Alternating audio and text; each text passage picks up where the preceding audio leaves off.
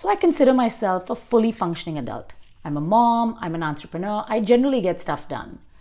But every once in a while, I find myself in a complete decision paralysis, like I cannot move. And I've realized that it's because the two largest cultural influences on me, America and India, are completely polar opposite in their reactions to a bunch of the same situations.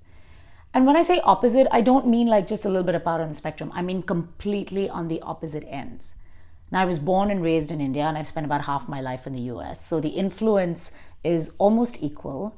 And I'll be the first to say that I can see pros and cons to each approach. But the fact that they're so opposite really does confuse me a little bit. So bear with me, because I'm going to go into some generalizations and some stereotypes, and some of the points are a little exaggerated to make the point. But here we go. Let me give you an example. Parenting. Parenting in the US is all about self-confidence. Like they really want to build up the children's self-esteem.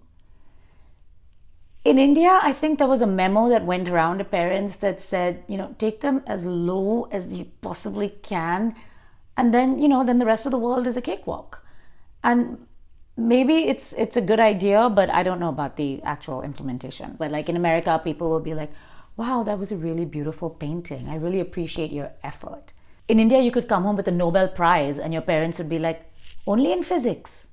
Like I remember my own mom saying to me, you're no great shakes if you top your class sitting at a beautiful desk in an air-conditioned room. Why don't you go study under a street lamp and see what happens? Like I have no idea in the States if my kids are at the bottom of the class or at the top. Like everything is so positive and focused on areas of development. If the teacher said to me, oh, we just wanted her to repeat second grade because she did such a great job on it, like I wouldn't be surprised. In India, they call out your grades top to bottom in front of the entire class. So if you're the 98 on 100 kid, you're fine. If you're the 2 on 100 kid, you're screwed. And it's not like they offer you your paper with any sort of sympathy. It's like, idiot, failed again. I mean, there's less room for interpretation, but talk about carrying trauma around for the rest of your life. And confidence is a big thing for adults as well in America. And people make a real effort to be positive. Like you walk into an event and somebody will be like, oh my God, you look great. And hey, I love that dress. In India, you walk into an event and be like, oi, why did you become so fat? Like I said, pros and cons.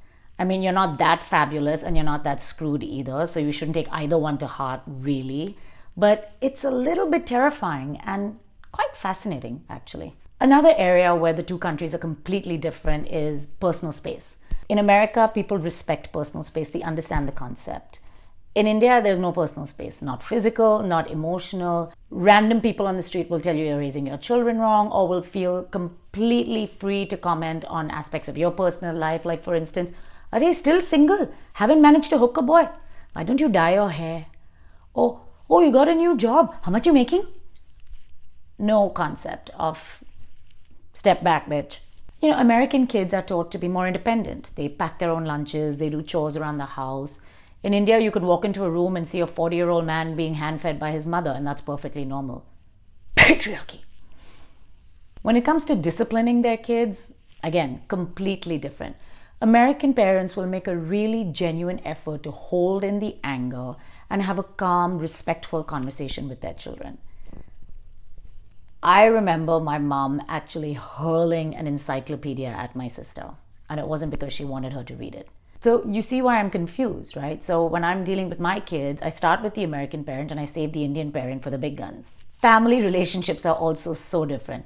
In India, your sisters, husbands, moms, sisters, husbands, dogs, co-owner is considered family. That's why Desi weddings are like 500 and that's considered small. And when parents come to visit, they basically move in. Like anything less than 3 months is considered like an affront, right? So I can imagine like a Desi guy and a Caucasian woman and him being like, my parents are going to visit and they'll be here for about 3 months. And she's like, dude, my mom's coming to visit for like Tuesday. Like I literally had to change shrinks because my American shrink could not get a head around this concept. Even going out to dinner is really different. Like Americans are very clean about money. Like you'll go to lunch and they'll be like, I had the kale and the placenta infused kombucha. And my share is $28 plus tax and tip. And can I Venmo you? With Indians, you're either getting taken out or you're taking somebody out. If you're getting taken out, then you order everything on the menu. Ah, beta, do black label large. If you are taking out, then it's a full-blown Game of Thrones season 8 epic war if the other person tries to pay. Like, we would rather kill them than let them pay the check. So I say all of this because this is a very common experience for a lot of us. We all bring in cultural baggage from how we were raised, and we're often living in places where we were not raised. So how do we navigate between the two, especially when they're so different?